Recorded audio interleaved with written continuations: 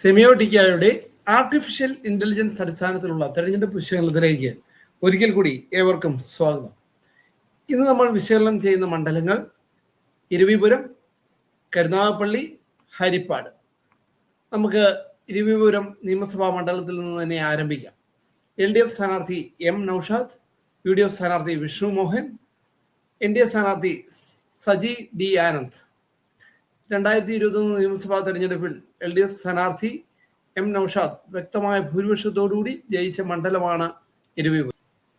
നിലവിലത്തെ രാഷ്ട്രീയ സാഹചര്യത്തിൽ ഓരോ സ്ഥാനാർത്ഥികളെയും ജയപരാജയങ്ങളെ സ്വാധീനിക്കുന്ന 5 ഘടകങ്ങളിൽ എങ്ങനെയാണ് ഇരവിപുരത്തെ സമ്മതിദായകർ ഓരോ മുന്നണികളെയും വിലയിരുത്തുന്നത് എന്ന് നമുക്ക് നോക്കാം. പ്രാദേശിക വികസനത്തിന് LDFനാണ് 1ാം സ്ഥാനം, UDF 2ാം സ്ഥാനത്ത്. യുവജന പിന്തുണയിൽ UDF 1ാമത്, LDF 2ാമത്. വോട്ടർമാരിലെ വിശ്വാസ്യത, നേതൃപാടോ, ഈ 2 ഘടകങ്ങളിലും LDF ആണ് മുന്നിൽ, UDF 2ാമത്. സഹിഷ്ണുതാപരമായ രാഷ്ട്രീയത്തിൽ UDF 1ാമത്, LDF 2ാമത്. സ്ഥാനാർത്ഥികളുടെ ജയപരാജയങ്ങളെ സ്വാധീനിക്കുന്ന എല്ലാ ഘടകങ്ങളെയും ആർട്ടിഫിഷ്യൽ ഇന്റലിജൻസ് ഉപയോഗിച്ചുകൊണ്ട് സെമിയോട്ടിക്ക നമുക്കായി അപഗ്രഥിച്ചിരിക്കുകയാണ്. നമുക്ക് നോക്കാം ഇരവിപുരം ആര് നേടും.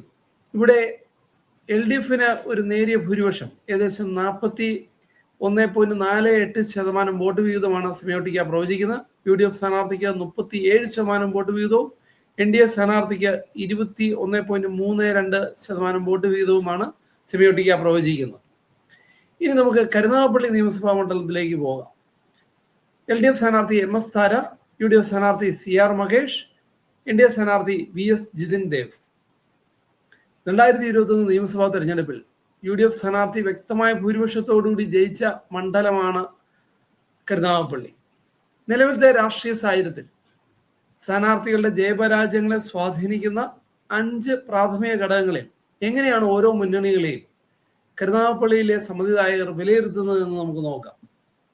ഈ 5 ഘടകങ്ങളിലും ഇവിടെ UDF ആണ് 1ാം സ്ഥാനത്ത് വന്നിരിക്കുന്നത്, LDF 2ാം സ്ഥാനത്ത്. സെമിയോട്ടിക്ക AI നമുക്ക് വേണ്ടി വിശകലനം നടത്തുകയാണ്. നമുക്ക് നോക്കാം കരുനാഗപ്പള്ളി 2026 നിയമസഭാ മണ്ഡലം ആരോടൊപ്പം. ഇവിടെ UDFന് വ്യക്തമായ ഒരു ഭൂരിപക്ഷം, ഏകദേശം 47% വോട്ട് വീതം. LDF സ്ഥാനാർത്ഥിക്ക് 37% വോട്ട് വീതവും NDA സ്ഥാനാർത്ഥിക്ക് 17% വോട്ട് വീതവുമാണ് സെമിയോട്ടിക്ക പ്രവചിക്കുന്നത്. ഇനി നമുക്ക് ഹരിപ്പാട് നിയമസഭാ മണ്ഡലത്തിലേക്ക് പോകാം. ഇവിടെ LDF സ്ഥാനാർത്ഥി TT ജിസ്മോൻ, UDF സ്ഥാനാർത്ഥി രമേശ് ചെന്നിത്തല, NDA സ്ഥാനാർത്ഥി സന്ദീപ് വചസ്പതി. 2021 നിയമസഭാ തെരഞ്ഞെടുപ്പിൽ രമേശ് ചെന്നിത്തല വ്യക്തമായ ഭൂരിപക്ഷത്തോടുകൂടി വിജയിച്ച മണ്ഡലമാണ് ഹരിപ്പാട്. നിലവിലത്തെ രാഷ്ട്രീയ സാഹചര്യത്തിൽ സ്ഥാനാർത്ഥികളുടെ ജയപരാജയങ്ങളെ സ്വാധീനിക്കുന്ന 5 ഘടകങ്ങളിൽ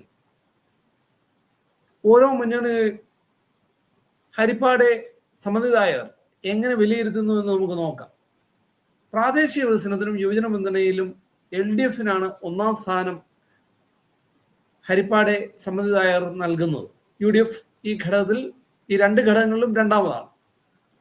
വോട്ടർമാരിലെ വിശ്വാസ്യത, നേതൃപാടവം, സഹിഷ്ണുതാപരമായ രാഷ്ട്രീയം, ഈ 3 ഘടകങ്ങളിലും UDF ആണ് മുമ്പിൽ, LDF 2ാമത്. സ്ഥാനാർത്ഥികളുടെ ജയപരാജയങ്ങളെ സ്വാധീനിക്കുന്ന എല്ലാ ഘടകങ്ങളെയും ആർട്ടിഫിഷ്യൽ ഇന്റലിജൻസ് ഉപയോഗിച്ചുകൊണ്ട് സെമിയോട്ടിക്ക നമുക്കായി അപഗ്രഥിച്ചിരിക്കുകയാണ്. നമുക്ക് നോക്കാം ഹരിപ്പാട് നിയമസഭാ മണ്ഡലം ആര് ജയിക്കും. ഇവിടെ UDFന് ഒരു നേരിയ ഭൂരിപക്ഷം, രമേശ് ചെന്നിത്തലയ്ക്ക് 40.70% വോട്ട് വിഹിതമാണ് സെമിയോട്ടിക്ക പ്രവചിക്കുന്നത്. LDF സ്ഥാനാർത്ഥി 37.58% വോട്ട് വീതവും NDA സ്ഥാനാർത്ഥി 21.71% വോട്ട് വീതവും നേടുമെന്നും സെമിയോട്ടിക്ക പ്രവചിക്കുന്നു. ഇതുവരെ സെമിയോട്ടിക്ക 112 നിയമസഭാ മണ്ഡലങ്ങളാണ് വിശകലനം ചെയ്തിരിക്കുന്നത്. ഈ മണ്ഡലങ്ങളിലൂടെ നമുക്കൊന്ന് കണ്ണോടിച്ചു പോകാം. കാസർഗോഡ് ഒരു UDF മുന്നേറ്റമാണ്, അവിടെ NDAക്ക് ഒരു സീറ്റ് സെമിയോട്ടിക്ക പ്രവചിക്കുന്നുണ്ട്. കണ്ണൂർ LDFന്റെ ഒരു മുന്നേറ്റമാണ്. കോഴിക്കോട് വീണ്ടും UDF, വയനാട് UDF, മലപ്പുറത്ത് വീണ്ടും UDF. പാലക്കാട് 6 നിയമസഭാ മണ്ഡലങ്ങൾ വിശകലനം ചെയ്തപ്പോൾ LDF ആണ് മുമ്പിൽ, അവിടെ NDAക്ക് ഒരു സീറ്റിന് സാധ്യതയുണ്ട്. തൃശ്ശൂര് LDF ആണ് മുമ്പിൽ.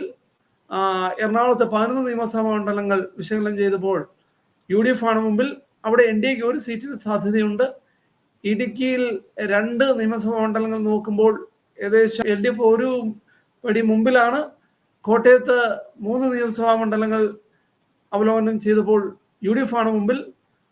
ആലപ്പുഴയിൽ 4 നിയമസഭാ മണ്ഡലങ്ങൾ വിശകലനം ചെയ്തപ്പോൾ ഏകദേശം ഒരുപോലെയാണ് UDF-ഉം LDF-ഉം. പത്തനംതിട്ടയിൽ അവിടെ ഒരു LDF-ന് നേരിയ മുൻതൂക്കമാണ് കാണുന്നത്, 2 മുതൽ 3 സീറ്റ്. തിരുവനന്തപുരത്ത് വ്യക്തമായിട്ടുള്ള LDF മുന്നേറ്റമുണ്ട്, 8 മുതൽ 9 സീറ്റ്. പക്ഷെ അവിടെ ശ്രദ്ധിക്കപ്പെടേണ്ട ഒരു കാര്യം, NDAക്ക് 2 മുതൽ 3 സീറ്റിനുള്ള സാധ്യതയും ഉണ്ട്. മൊത്തം UDF-ന് 57 മുതൽ 68 സീറ്റ്, LDF-ന് 42 മുതൽ 56 സീറ്റ്, NDAക്ക് 2 മുതൽ 5 സീറ്റ്. മറ്റൊരു മണ്ഡലവുമായി ഞങ്ങൾ നിങ്ങളുടെ അടുക്കിലേക്ക് ഉടൻ എത്തുന്നതായിരിക്കും.